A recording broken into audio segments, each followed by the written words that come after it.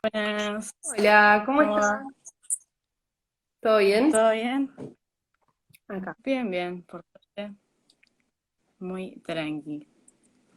Hola, Caro, hola, Ine. Bueno, ya podemos ir arrancando. ¿Te parece bien? Dale, buenísimo. Bueno, les comento. Yo soy Irina, soy colaboradora de la revista Colibrí. Estamos en una nueva edición de Conectades, que son un ciclo de entrevistas en cuarentena, para justamente mantenernos conectados en este contexto de aislamiento. Colibrí es una revista que es una cooperativa feminista. En otros ciclos anteriores estuvimos charlando de fotografía, de activismo vegano, de feminismo, feminismos originarios, entre otras cuestiones, y de derechos humanos, entre otras cosas. Hoy en este contexto en el que, bueno, está tan en boga el tema de la amenaza al medio ambiente, y al ambiente, mejor dicho, nos está acompañando Ariana Fiorotto Armelín, que es militante de Jóvenes por el Clima y estudiante de Derecho. Es una organización, digamos, que Jóvenes por el Clima, corregime si me equivoco, pero es la representación de la organización internacional Fridays for Future. Correcto. Así es, así es. Bueno, primero, ¿cómo estás? ¿Cómo estás llevando este momento tan extraño? Bien, o sea, dentro de todo tranqui. Nada, estoy pasándolo en Entre Ríos, en la casa de mi mamá, así que estoy tranqui en ese sentido, tratando de uno no exponerse, viste que a veces como que la maquinás con lo que es estar aislado en general, pero bueno, se va llevando. Sí, Es un momento como de militancia, además, como también tratando de adaptar todo lo que es no estar en las calles a la virtualidad, me parece como que está siendo como un momento muy clave para ir sobrellevando todas esas cuestiones que te preguntas, tipo, ¿y esto cómo lo hacemos? tal cual. Y más en Entre Ríos, que ahora está como bastante en boga justamente el tema. Sí, la verdad, es complicado, ¿viste? Uno se iba escapándole al virus, pero ya como que no hay dónde escaparle, tipo, ya está. Nada. Pero bueno, son cosas que pasan y bueno, Y bueno, a llevarla como se puede. totalmente. Bueno, recién comentaba el tema de que Jóvenes por el Clima es una organización argentina, pero que es la representación de Fridays for Future. Sin embargo, ustedes siempre hacen hincapié en que tiene ciertas características locales. A mí me gustaría que nos contaras un poco cómo fue ese proceso de conformación a nivel local, Argentina, y qué características propias tiene que tener un movimiento ambientalista en América Latina y en Argentina específicamente. Claro, Jóvenes por el Clima nació hace un año y medio, ponele, un poquito más, un poquito menos. em, y lo que hacemos nosotros es básicamente ambientalismo popular. O sea, es como una forma de militar el ambientalismo que es distinta a lo que tenemos asociado naturalmente por ambientalismo.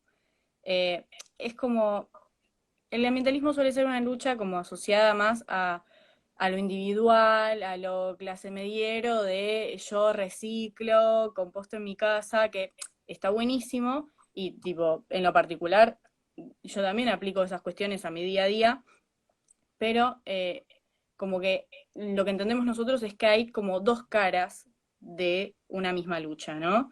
La cara de toda esta cuestión individual que tiene que estar, porque además lleva lo que es la concientización y lo que es la educación ambiental y son cosas como súper necesarias que tienen que, tipo, tienen que suceder. Uno está buenísimo reciclar, está buenísimo si querés dejar de comer carne, etcétera, está bueno, o sea, suma.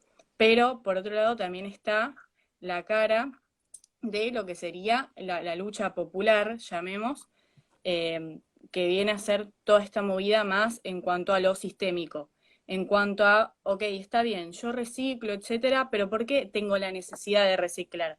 Tipo, ¿qué es lo que lleva a que yo tenga que hacer esto para mejorar diversas situaciones, ¿no? O sea, hay como toda una cuestión de trasfondo que tiene más que ver con nuestro sistema productivo, que pasa por cómo funciona todo este sistema para que después eventualmente todo colapse. A ver, hay una realidad y esto es tipo comprobable que la mayoría de la emisión de gases de efecto invernadero se dan por 100 empresas.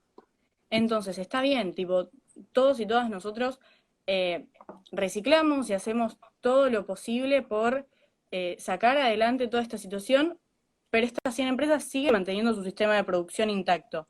Entonces, ¿cómo haces ahí con este 70% de emisiones de gases que van a seguir ahí? Porque el sistema de producción va a seguir igual que como se está dando. Entonces, la lucha del ambientalismo que militamos nosotros habla de, ok, hay que atacarlo por los dos lados, de lo sistémico, de tipo ver que se intervenga de alguna forma para que este sistema de producción deje de darse de esta manera, de todas las industrias. O sea, tenemos como, esto creo que es muy propio de acá, pero hay como mucho de lo que es querer producir saqueando nuestros, como es tipo la naturaleza, ¿me entendés?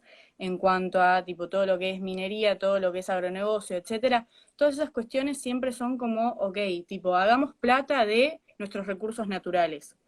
Entonces, en base a eso es que después se dan todas estas cuestiones que capaz por querer hacer la mayor cantidad de ganancia en el corto plazo y se pierde el, che, pero estás haciendo pelota a los suelos, ¿me entendés? Como que hay toda una cuestión ahí de entender que hay una doble cara del ambientalismo y no hay una sin la otra, o sea, se tienen que dar las dos.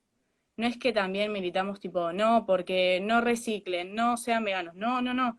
O sea, se tienen que dar como las dos patas para que se sostenga justamente.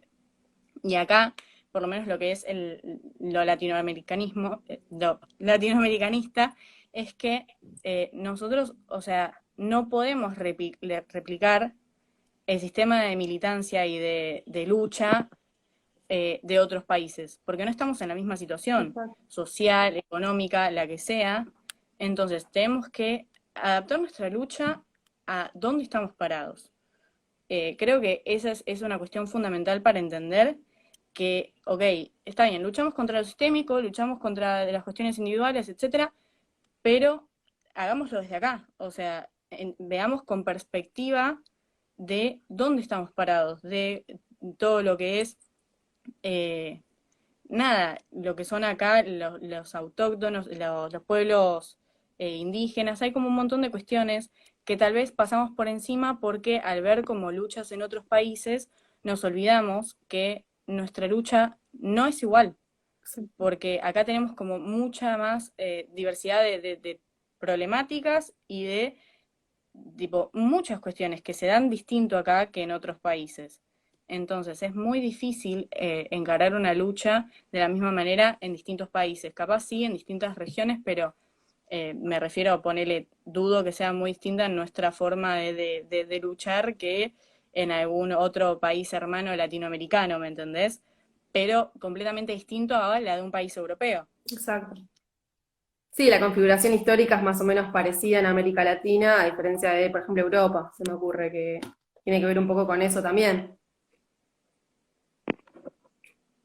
Y en ese sentido, lo que te quería consultar más a nivel general, vos hablaste de salir un poco de esta idea snob, si se quiere, o muy de clase media, o de romantización de conductas individuales como cambio del mundo.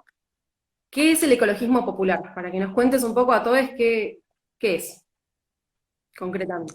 No, a ver, básicamente el ecologismo popular es esto, es poner eh, como darle voz, no sé si darle voz, pero como darle importancia a todo lo que es las clases populares, todo lo que es el pequeño productor agropecuario, los campesinos, como que toda esa gente que es la que sufre de manera directa y es la gente que está tipo expuesta constantemente a todo lo que es no solo el cambio climático, sino todo lo que tipo ya está pasando ahora. O sea, ya estamos en crisis climática.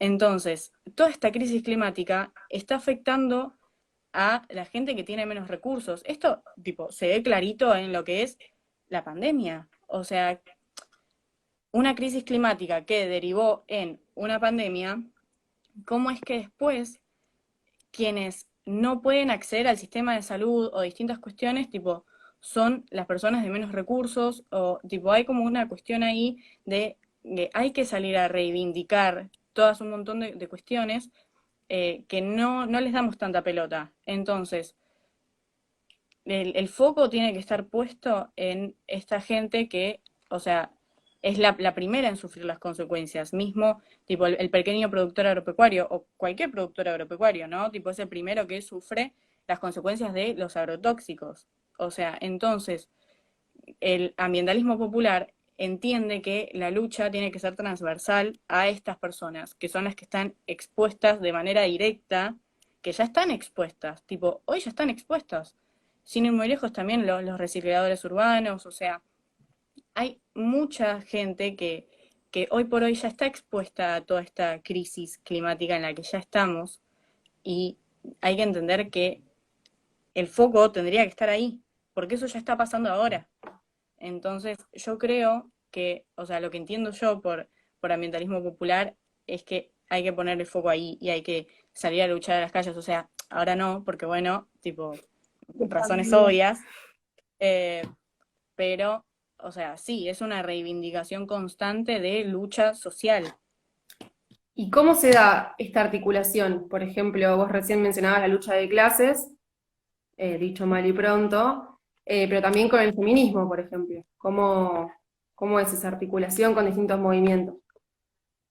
Sí, a ver, para mí el feminismo está eh, muy vinculado a todo lo que es el ambientalismo, eso de movida, y justamente por esta cuestión. O sea, cuando vos entendés que la crisis climática afecta primero a las personas más vulneradas, al toque entendiste que también estas personas más vulneradas, dentro de esto también encontrás a las mujeres, tipo, a distintos como colectivos que también son como minorías, llamemos, que tipo, hay que ¿cómo es? Hay que entender que, por ejemplo, la mayor cantidad de gente que está con sus derechos vulnerados en el sentido de, tipo, en pobreza o distintas cuestiones, la mayoría son mujeres.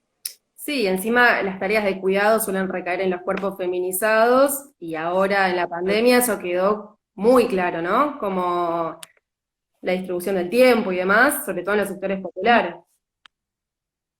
no, además ponerle todo lo que es la producción, tipo del agro, la mayoría de las personas que se ponen al hombro todo lo que es la producción campesina son mujeres, que están expuestas tipo al sol, a agrotóxicos, a distintas como cuestiones que, y lo más loco de esto es que si bien la mayoría de las personas que se dedican al agro son mujeres, las personas, tipo la mayoría de las personas que son dueñas, digamos, de todos estos lugares, no lo son, tipo no son mujeres, disidencias, nada, o sea, Ni muchas veces ni nada. siquiera viven en zonas rurales, porque en realidad los dueños de la tierra suelen vivir en ciudades o en lugares alejados de los agrotóxicos, y quienes trabajan la tierra, ¿no? Son quienes están expuestos, que encima pagan un alquiler por esas tierras.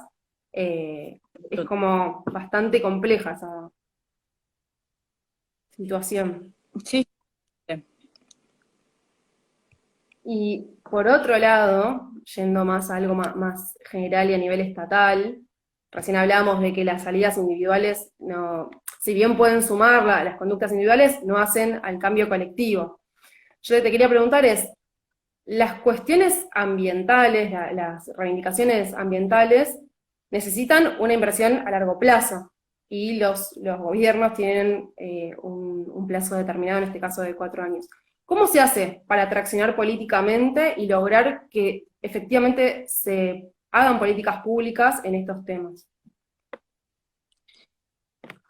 y es muy complejo porque en realidad el tema políticas públicas entiendo que tipo va más a, por ejemplo, lo que son presupuestos mínimos o esas cuestiones que son cosas que tipo trascienden lo que es un gobierno. De hecho, nosotros el año pasado como Jóvenes por el Clima logramos que se apruebe una ley de presupuestos mínimos en relación a lo que es el cambio climático, que, a ver, es algo fundamental porque creo que entiendo que trasciende lo que es un gobierno, sino que, a ver, nada, tenés una ley que te dice, mira, como mínimo tenés que manejar de tus recursos esto, y tipo es algo que ya seas o no seas de la línea que seas, lo tenés que cumplir. O sea, como que entiendo que va más allá.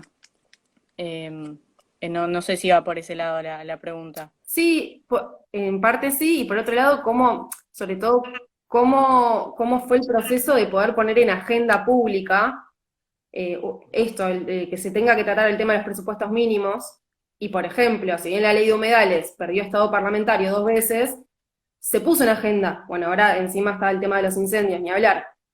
Pero para que se pongan en agenda estos temas que generan un costo económico y que el logro político, digamos, se ve a largo plazo y no probablemente el gobierno que invierte, que pone ese dinero, genera, más sumado a que socialmente es un tema que, como vos decís, está muy relacionado a los NOV y por suerte cada vez menos, pero muy relacionado a la actitud individual. Entonces, para poder lograr políticas públicas, que es lo que considero se necesita para cambiar la matriz productiva y realmente poder lograr un país un poco más equitativo, bueno, necesitas poner estas demandas en la calle y visibilizarlas. Entonces, justamente Jóvenes por el Clima lleva un año, un poquito más de un año de conformación en Argentina, sin embargo, pudo poner estos temas en agenda. La pregunta era, bueno, ¿cómo fue ese proceso para traccionar políticamente, para que tuviera que básicamente tratarse estos temas?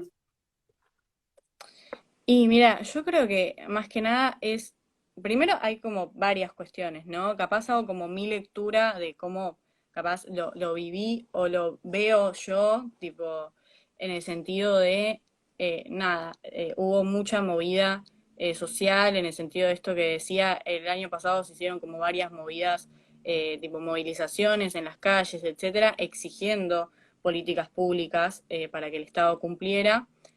Al mismo tiempo como que ya llegamos a un punto en el que la situación es como tan terrible, de realmente venimos de que todo el sistema productivo argentino y todo el sistema como que esté constantemente tratando de generar la mayor cantidad de divisas en el menor tiempo posible. Porque hay una realidad, o sea, venimos de siglos y siglos y siglos de saqueo a lo que son nuestras tierras. Entonces, en base a eso, hay como es como una corredera eterna de querer ir y pagar cosas y estar como todo el tiempo endeudándonos, etcétera. Entonces siempre lo que es ambiental queda en segundo plano, porque no, mirá, ahora ya tenemos que resolver esto, porque no tenemos plata, no tenemos divisas, no tenemos dólares, hay que resolver esto ahora ya. Y como que se creó esta idea falsa, porque es totalmente una idea falsa, errónea, de que eh, como generamos a corto plazo estamos bien y nos estamos desarrollando. Cuando en realidad estás dañando tierras, estás dañando recursos naturales que van a salirte mucho más caros en el largo plazo. Entonces eso creo que es lo que cuesta más hacer ver y que como sociedad por eso es tan necesario después concientizarnos y darnos cuenta que lo que es ambiental tiene que estar en agenda y hoy por hoy hasta yo me atrevo a decir que es necesario que toda la ley tenga perspectiva ambiental. O sea, es necesario que todos estemos al tanto de lo que está pasando y, o sea, hay que romper con esta falsa dicotomía de lo que es ambiental y lo que es económico, porque es mentira. O sea, lo económico y lo ambiental están de la mano, porque son problemáticas sociales que van totalmente ligadas. Entonces, vos no podés hablar de, ok, generemos divisas ahora ya rápido, porque después, eventualmente, se te agota. O sea, eventualmente no vamos a poder producir más lo que se está produciendo. O sea, eventualmente todo eso va a terminarse. Entonces, la forma de producir tiene que cambiar y tiene que cambiar ya, porque después no va a haber una vuelta atrás de decir, bueno, listo, como no se puede producir más, cambiamos nuestra forma de producción ahora. Tipo, no, el momento de cambiar nuestras formas es ahora. Bueno, el ejemplo clave es, por ejemplo, el acuerdo para instalar granjas industriales chinas, que gracias a la movilización y en las calles, en las redes y la articulación tanto de jóvenes por el clima, con otras organizaciones antiespecistas y demás, que se logró pasar hasta noviembre. Pero es tal cual lo que vos estás mencionando.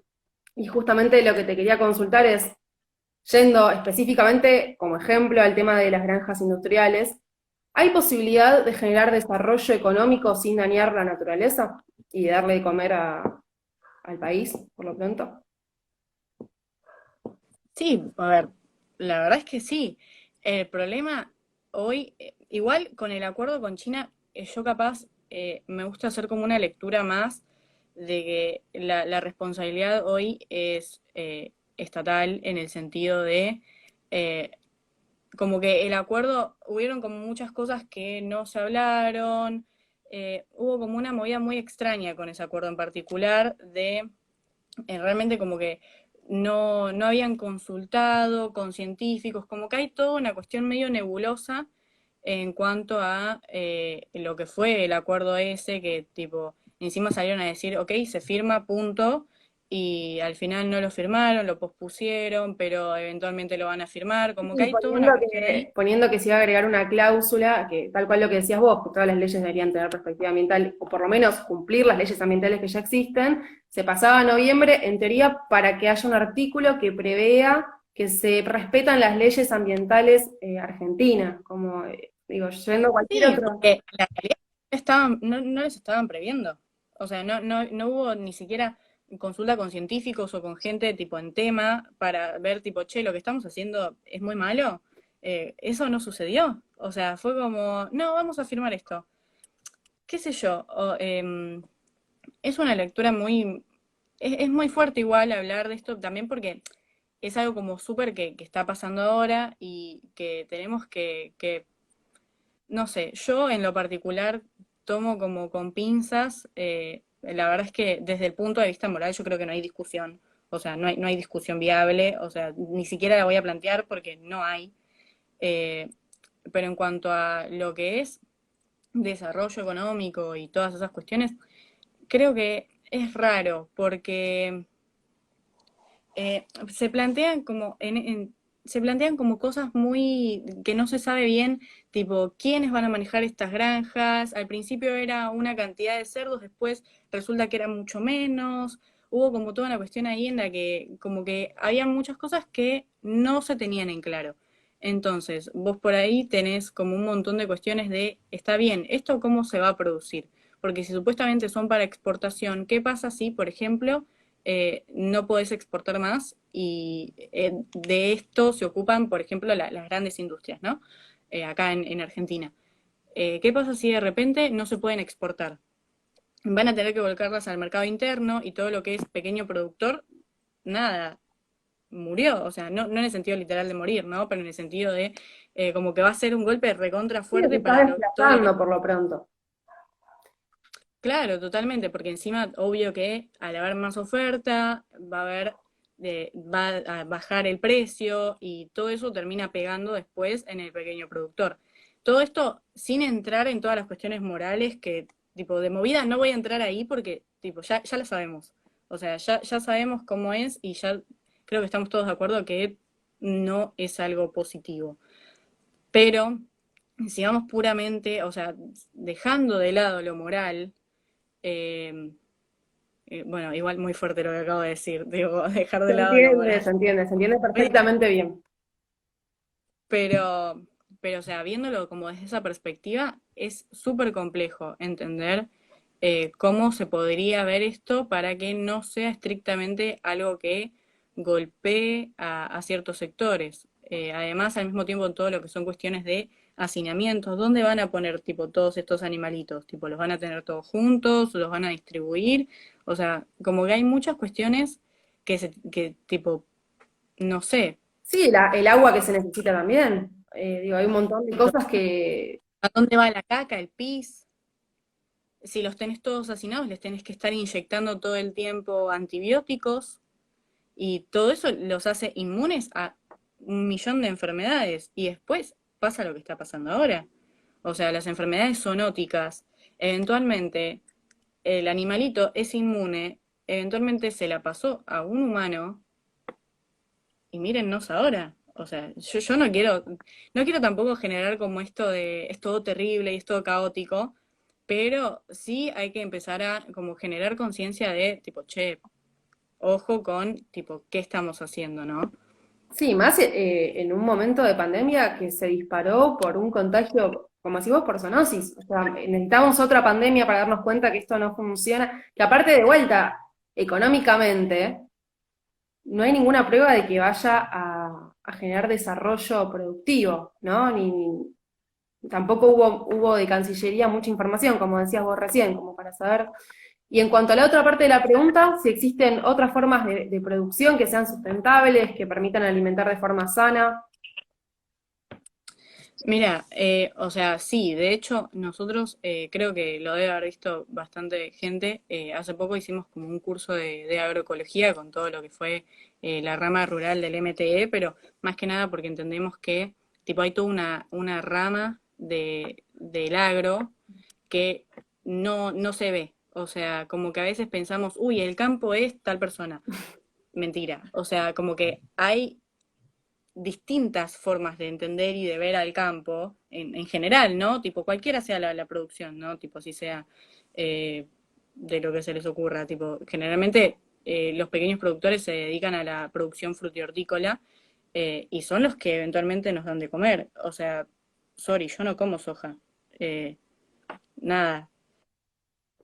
Está buenísimo, va, no, pero No. está todo, no, está todo bien, pero nosotros no comemos todo esto que se produce a gran escala en el Para país. exportar, Está bien, o aparte. sea, igual tenés una vinculación de, para, ojo, no comemos con esto porque son los que hacen entrar divisas.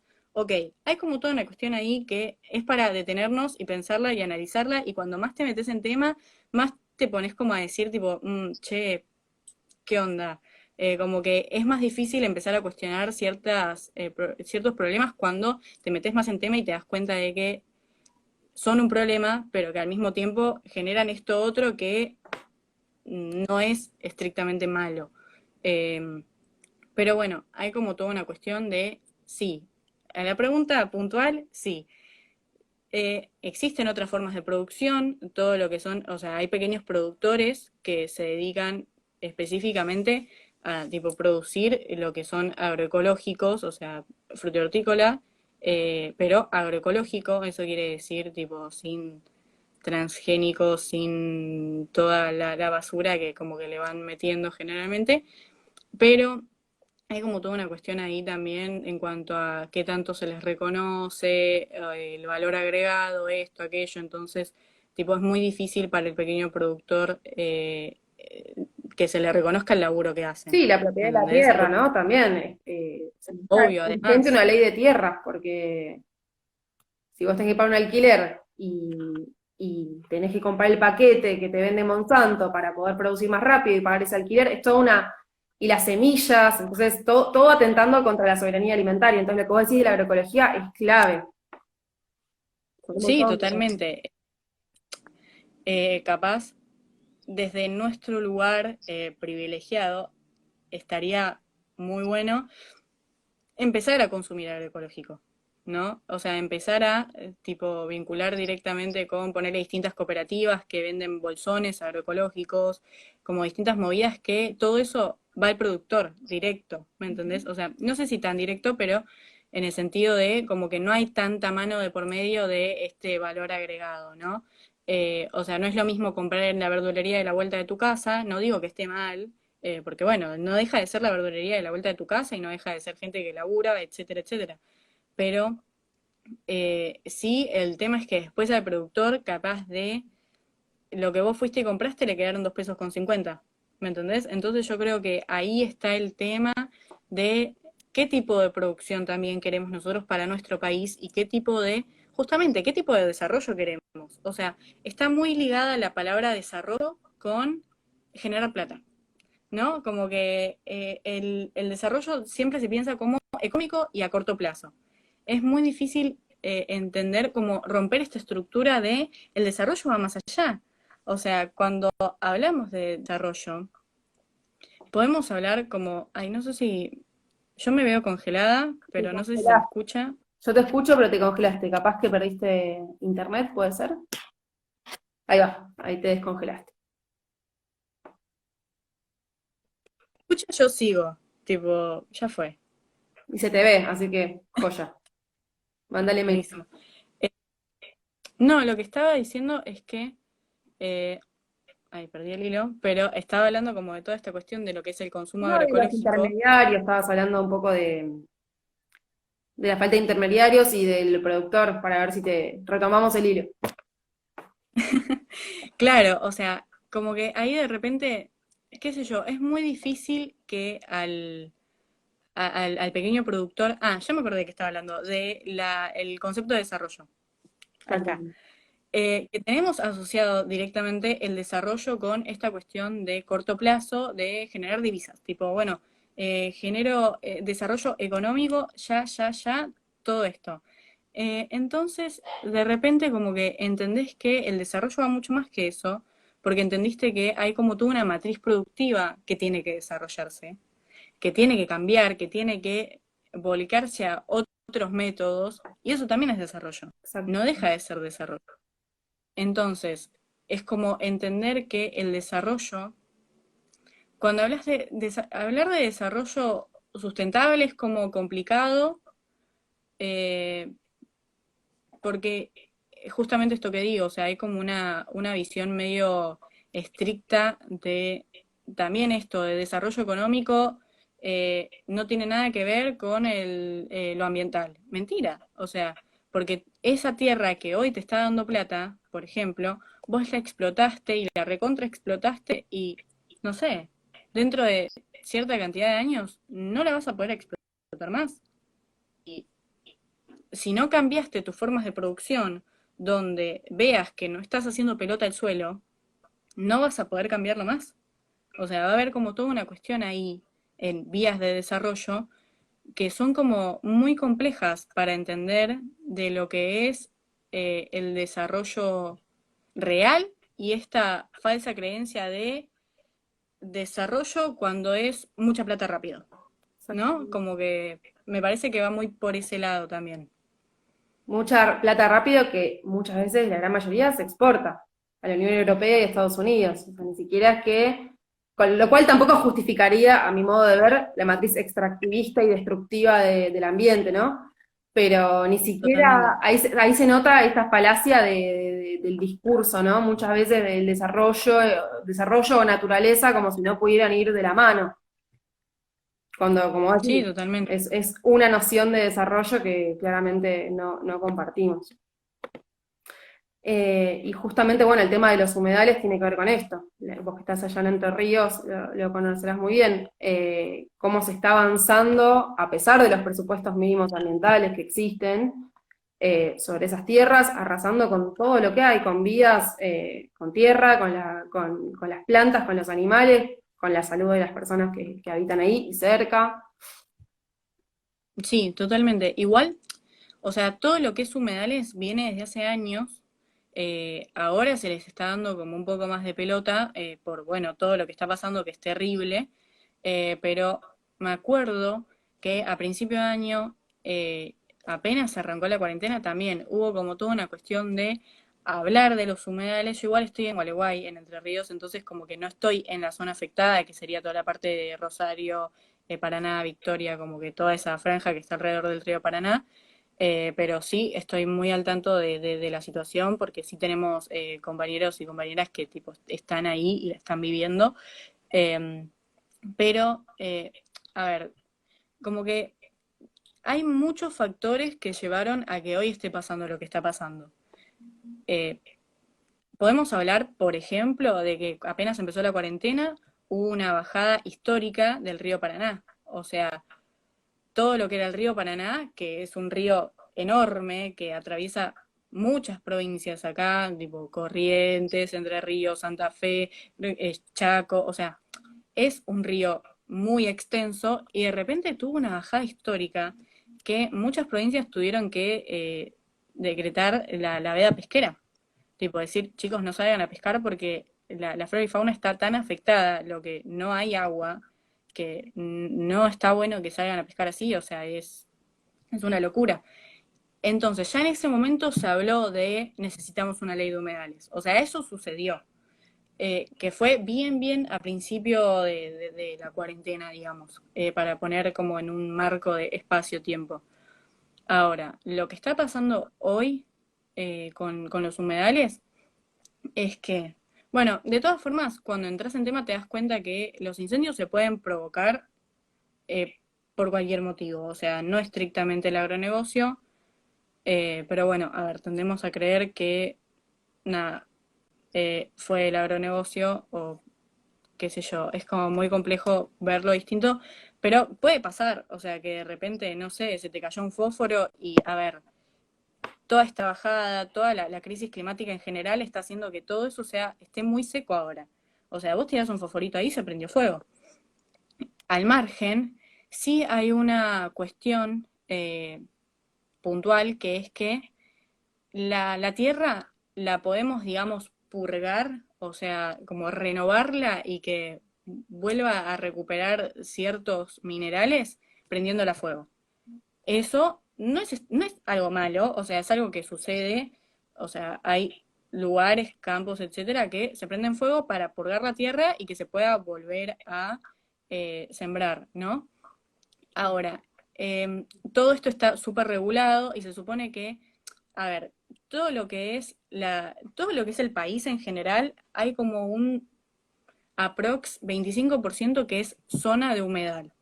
Eso no significa estrictamente que sean humedales en sí mismos, o sea, es zona de humedal. Hay zonas de humedales donde se puede, digamos, construir, se puede, eh, ay, no me sale la palabra, sembrar, etcétera, se puede producir y está bien. Hay zonas en las que se puede producir de ciertas maneras específicas y hay zonas en las que no se puede. Entonces, en concordancia con esto, entender que estas quemas, tipo estos incendios, generalmente están regulados, o sea, se hacen, o sea, no es algo anormal, pero hay como toda una regulación detrás, primero para no dañar a la población.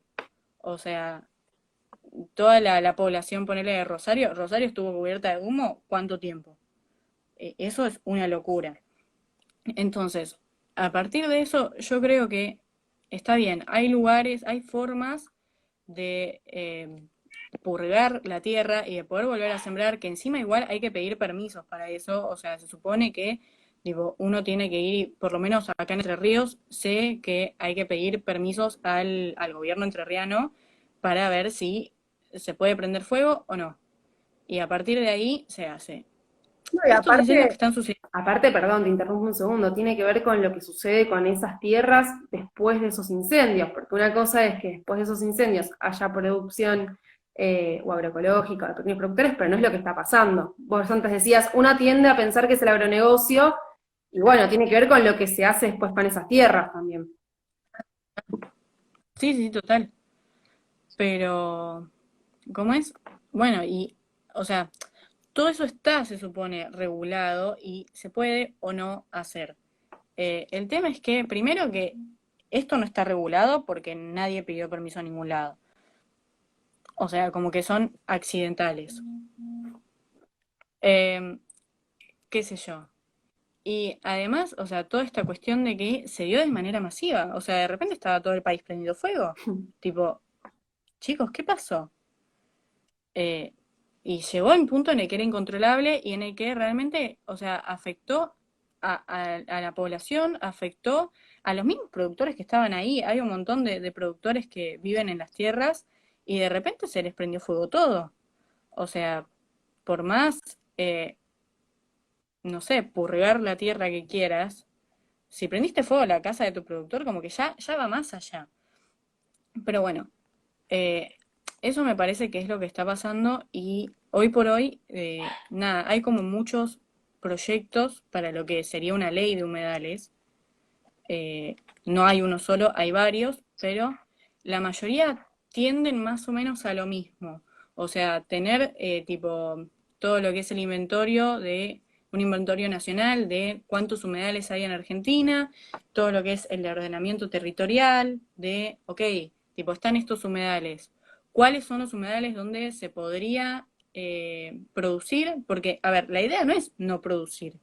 Tipo, de vuelta, volvemos a lo mismo romper con esta falsa dicotomía de producción, ambientalismo, ¿me entendés? O sea, no es que queremos que no se produzca, queremos que se produzca con una manera que esté regulada y que, tipo, no esté pasando lo que está pasando ahora, que es una locura. Que se respete la biodiversidad como mínimo, ¿no? Porque los humedales cumplen una función fundamental. Entonces, vos no podés poner cualquier cosa en los humedales porque básicamente después vienen las inundaciones y todos los desastres naturales, entre comillas, porque no son naturales, digo, tiene que ver con la mano del ser humano, claramente. Sí, Decías vos recién. por su misma composición, por su misma composición y por toda la flora, fauna, etcétera, funcionan como una esponja. Entonces, como que son ecosistemas súper necesarios para lo que es convivir con el ambiente general, ¿me entendés? Entonces hay toda una cuestión ahí ok, está bien, produzcamos, pero ¿cómo? Ahí está el tema.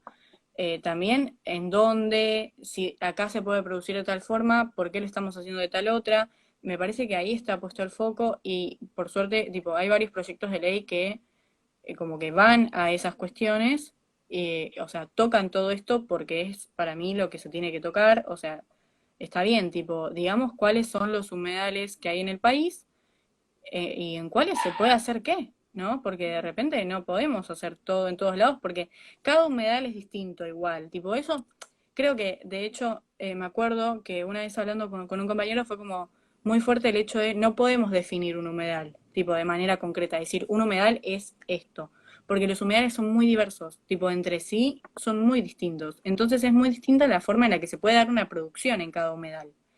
Eh, a partir de ahí yo creo que esta ley de humedales, la que se apruebe, que ojalá alguna se apruebe, ojalá tengan en contemplación todas estas cuestiones, que me parece que es lo que hoy por hoy tiene que estar en boca de discusión y que haya una responsabilidad estatal para frenar tipo, los abusos que se están dando de ciertos lobbies para con la sociedad, porque no deja de ser para con la sociedad. Exactamente, sí, y como decís vos, la intervención estatal, clave. Vimos en algunas provincias la inacción del Estado bastante clara. Bueno, y para ir cerrando, te hago una última pregunta que tiene que ver con esto, con un sistema que si bien el agronegocio lo vemos a nivel local, tiene que ver con un sistema de un mundo globalizado. Entonces, mi pregunta es, ¿se pueden establecer límites a nivel nacional en un mundo globalizado donde hay un sistema bueno, es bastante perverso, como veníamos hablando? Y por otro lado, si es de Jóvenes por el Clima o Fridays for Future, tienen articulación con otras organizaciones en este sentido, a nivel internacional. Eh, a ver, creo que es muy complejo lo que me estás preguntando a nivel como que es muy complejo para entenderlo y para transmitirlo. Eh, o sea, es muy complejo también en un mundo donde se Uy, te eh, fuiste, Ariana. industria, cierto modelo, cierto sistema de una forma específica, tal vez salir del esquema es difícil. O sea, yo no voy a decir como, ay no, mañana produzcamos todo agroecológico. Acá en Argentina producimos todo agroecológico. Es difícil. O sea, es muy complejo y es muy complejo entenderlo y también pedir políticas públicas al respecto. Es complejo. Pero bueno, yo creo que se apunta a un cambio de matriz a nivel global, porque la crisis climática es global. O sea, no está pasando, si bien acá estamos siendo muy golpeados por la crisis climática, no pasa solo acá, y no pasa solo en Europa, y no pasa solo, o sea, está pasando en todos lados. Entonces, lo mismo que decía capaz al principio, estamos como eh, tratando de enfocar desde nuestra perspectiva latinoamericana en estos problemas, pero al mismo tiempo se va a tener que dar en todos lados en su propia perspectiva, ¿no? O sea, como que es algo que se tiene que dar más o menos en simultáneo. Eh, sí, creo que hay un consenso desde varias organizaciones, o sea, el movimiento de lo que es Fridays for Future eh, es muy grande. A mí me da como un poco a cipayo igual decir Fridays for Future, como que tengo como problemas hasta incluso con la pronunciación, en el sentido de decir como, ok, creo que por eso también nosotros nos llamamos Jóvenes por el Clima, o sea, no somos Fridays en el sentido de, tipo, somos de acá, somos de Argentina, ¿me entendés? Somos los jóvenes por el Somos clima, no es que populares. somos... Claro, en ese sentido, como que a mí eso me suena un poquito a cipayo, pero creo que es algo que me pasa a mí en lo personal. Eh, Ahora sí eh, t- hay por suerte movimientos de estos en muchos países y sí, las movidas suelen darse en concordancia unas con las otras. Eh, Nada, de hecho, tipo para todo lo que es eh, ahora, con todo esto que está pasando en la mayoría del país, de todo lo que son los incendios y bla, eh, no se está prendiendo fuego solamente en Argentina. O sea, hay muchos focos de incendio en distintos puntos de Latinoamérica. Con lo cual, tipo, ese momento en el que todas las organizaciones ambientalistas, digamos, latinoamericanas, creo que estamos apuntando para un lado parecido. No diría el mismo, pero parecido. Eh, entonces, nada, sí entiendo que es una lucha que es transversal a todos nosotros como sociedad, como país, como latinoamericanos, como quieras llamarnos, pero tipo nos atraviesa a todos y tenemos que luchar por estas cuestiones porque es algo que está pasando ahora ya y es fundamental que nos podamos como unir entre comillas, tipo, de tirar todos para el mismo lado, o sea, si en definitiva somos conscientes de para dónde queremos ir, me parece que si tiramos todos para el mismo lado, como latinoamericanos, es algo mucho más viable que si estamos solamente jóvenes por el clima Argentina y el resto, tipo, haciendo la suya, ¿me entendés? Como que entiendo que, tipo, va más allá y sí estaría buenísimo que haya como una concordancia de qué estamos haciendo a nivel no solo latinoamericano, sino global, no en cuanto a la forma de militancia, que eso creo que ya lo dije muchas veces, pero como para recalcar que nuestra militancia tiene que ser distinta a la de otros países u otros continentes, básicamente, pero sí tiene que haber una concordancia de tirar todos para el mismo lado. Eso sí entiendo que tiene que suceder. Perfecto. Pero bueno, Perfecto. Bueno, muchísimas gracias, Ariana. Muchísimas gracias a Jóvenes por el no, Clima desde ya y a todos quienes están mirando. Y bueno, les esperamos para cuando quieran volver a conversar porque siempre es súper interesante hablar de estos temas. Nos quedaron un montón de cosas fuera, soberanía alimentaria en profundidad, ley de semillas, así que siempre hay cosas para seguir charlando. totalmente, sí, sí. Siempre hay más cosas en agenda. Exactamente, así que espero que pronto nos volvamos a encontrar por acá. Dale, muchas gracias a usted por el espacio y nada, un